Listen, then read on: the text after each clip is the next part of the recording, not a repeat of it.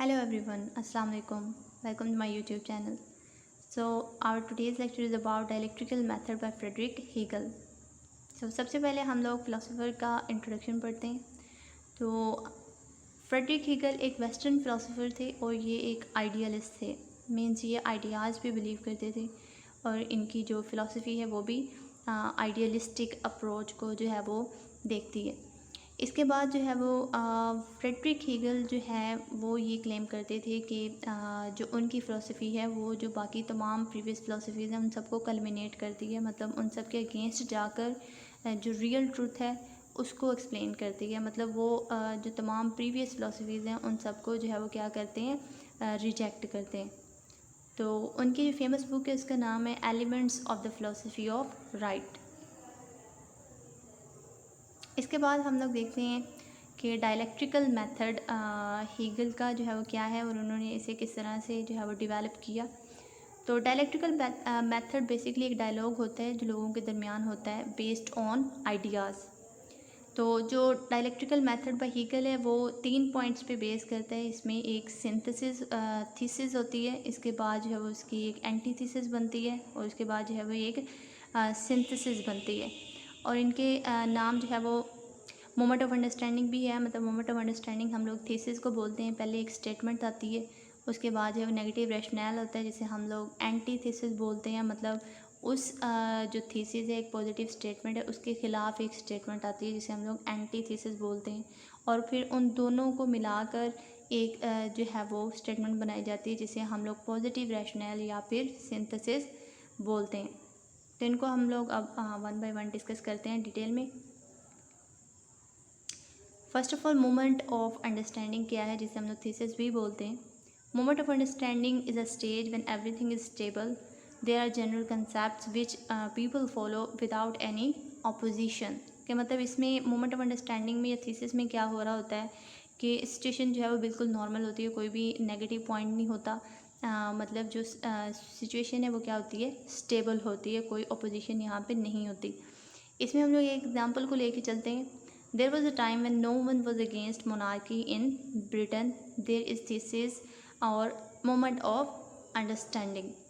तो एक टाइम था जब बरतानिया में क्या था, मोनार्की सिस्टम था और इसे हम लोग क्या बोलेंगे, थीसिस या फिर मोमेंट ऑफ अंडरस्टैंडिंग. और ये जो मोनार्की सिस्टम जब ये शुरू में था तो लोग इसके ख़िलाफ़ नहीं थे, लोग इसको एक्सेप्ट करते थे और ये जो है वो बतौर सिस्टम वहाँ पे काम करता था. इसके बाद नेगेटिव रैशनल. अब एंटीथेसिस क्या है. At this stage there is a rise of contradiction in society because of the lack of moment of understanding.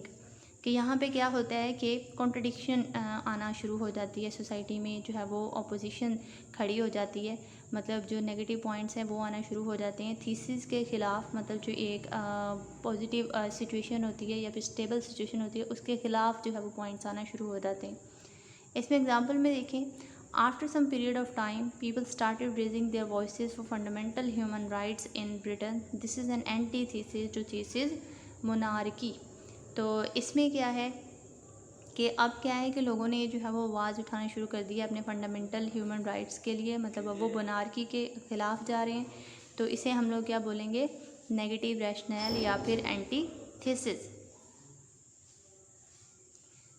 इसके बाद फिर क्या होता है जी, एक पॉजिटिव रैशनल बनाया जाता है या फिर जिसे हम लोग थीसिस सिंथेसिस बोलते हैं. तो इसे हम लोग जो है वो फ़िलासफ़ी की ज़ुबान में प्रोसेस ऑफ हैपन भी बोलते हैं. इसे बोलते हैं हम लोग सेल्फ सबलेशन. और ये क्या होती है, to cancel and negate and to preserve at the same time. कि कुछ चीज़ों को आपने कैंसिल करना है, उनके आपने ख़िलाफ़ जाना है, लेकिन फिर भी आपने उन्हें जो है वो रिज़र्व रखना है, आपने उन्हें ज़ाया नहीं करना. मतलब यहाँ पे क्या हो रहा है कि जो थीसिस और एंटी थीसिस है उन दोनों को मिलाकर एक सिचुएशन क्रिएट की जा रही है, एक स्टेबल सिचुएशन जिसे हम लोग क्या बोलते हैं, सिंथेसिस. मतलब कुछ पॉइंट्स थीसिस के आएंगे, कुछ पॉइंट्स एंटी थीसिस के आएंगे और उन दोनों को मिलाकर जो है वो मसले को रिजॉल्व किया जाएगा और इसे हम लोग क्या बोलेंगे, सिंथेसिस. अब इसके एग्जांपल में देखें, start off some sort of agreement between monarch and revolutionaries. और यहाँ पे क्या होता है कि एक एग्रीमेंट जो है वो बनना शुरू हो जाता है बिटवीन मोनार्की और जो है वो जो रिवोल्यूशनरीज हैं उनके दरमियान में. उसे हम लोग क्या बोलते हैं, सिंथेसिस. तो इसमें क्या होता है कि एक वो डेमोक्रेसी का सिस्टम भी यहाँ पे आ गया है और जो है वो मोनार्की का सिस्टम भी जो है वो यहाँ पे इंट्रोड्यूस हो चुका है, जिसे हम लोग बोलेंगे सिंथेसिस। और यहाँ पे सिचुएशन फिर से नॉर्मल हो गई है। और अभी तक आप लोग ब्रिटेन में देखें कि यही सिचुएशन है कि वहाँ पे मोनार्की भी है, बादशाहत का सिस्टम भी है, और दूसरा जो है वो डेमोक्रेसी का सिस्टम भी वहाँ पे पाया जाता है। तो मतलब दोनों का जो है वो वहाँ पे मतलब मिक्स एक सिस्टम जो है वो चल रहा है, जिसे हम लोग क्या बोलेंगे, सिंथेसिस। तो ये जो सिस्टम है एक मतलब पहले थीसिस आती है, फिर एंटी थीसिस होती है, फिर उससे जो है वो सिंथेसिस बनती है। ये सिस्टम जो है वो चलता रहता है, क्योंकि जब सिंथेसिस बन जाती है फिर से कुछ पॉइंट्स आएंगे, फिर वो जो है वो सिंथेसिस जो है वो थीसिस बन जाती है, और उस थीसिस के ख़िलाफ़ जो है वो जो न्यू पॉइंट आता है वो एंटी थीसिस बन जाता है। इन दोनों को मिला के फिर से सिंथेसिस बनती है। मतलब ये जो प्रोसेस है एक ये चलता रहता है, और जो एक रियल नॉलेज है उसको फाइंड आउट करने में यहाँ पे हेल्प मिलती है। अब यहाँ पे हम लोग देखेंगे contrast of dialectical method with other philosophies, कि जो हीगल का डायलैक्ट्रिकल मेथड है वो दूसरी जो फिलोसफर्स हैं उनकी फ़िलोसफी से किस तरह से डिफरेंट है। The philosophy of Plato and Socrates is based on people. If people are not there can be no discussion. One must wait until new discussion comes. तो यहाँ पे क्या होता है कि जो प्लेटो और सोक्रेटिस की फ़िलोसफी है वो बेस्ड करती है डायलॉग्स पर, और डायलॉग्स किन के दरमियान होते हैं, लोगों के दरमियान होते हैं। तो लोग अगर मौजूद होंगे तो फिर ही जो है वो डायलॉग हेल्ड होगा, और जो चीज़ें हैं उनको सॉर्ट आउट किया जाएगा। लेकिन जो फ़िलोसफी है हेगल की वो किस पे बेस करती है, वो आइडियाज़ पे बेस्ड करती है, और आइडियाज़ जो है वो लोगों के बगैर भी जो है वो आ सकते हैं, और उन पे जो है वो काम हो सकता है। In traditional logic, conclusion must follow premises. A wrong premise can lead towards a wrong conclusion. कि जब कुछ प्रेमिसेस बनाई जाती हैं और फिर उनको लेकर जो है वो कुछ स्टेटमेंट्स होती हैं, उनको लेकर जो है वो क्या किया जाता है, एक थ्योरी या फिर एक स्पेसिफिक कंक्लूजन तक पहुंचा जाता है। तो उसमें क्या होता है कि अगर वो प्रीमिस, वो पहली स्टेटमेंट ही गलत है, तो वो थ्योरी भी गलत साबित हो जाती है। In comparison Hegel's dialectics is based on ideas which has their own negation and the seeds for transformation.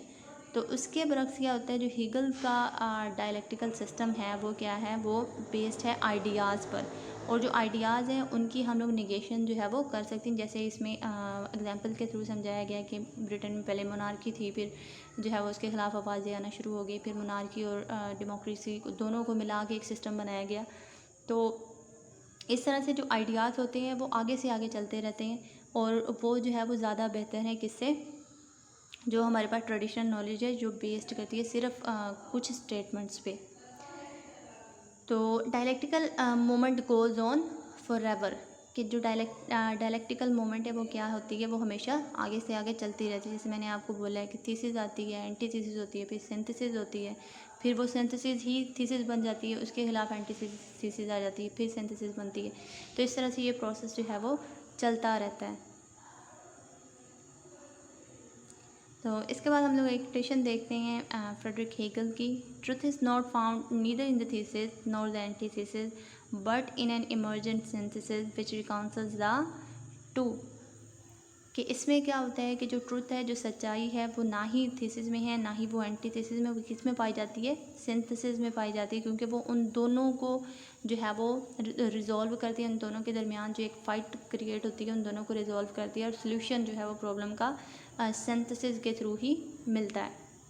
तो आज का लेक्चर हमारा यही था। आज हमने पढ़ा डायलैक्टिकल मेथड बाय हीगल। तो नेक्स्ट लेक्चर में हम लोग इंशाल्लाह नेक्स्ट चैप्टर को स्टार्ट करेंगे।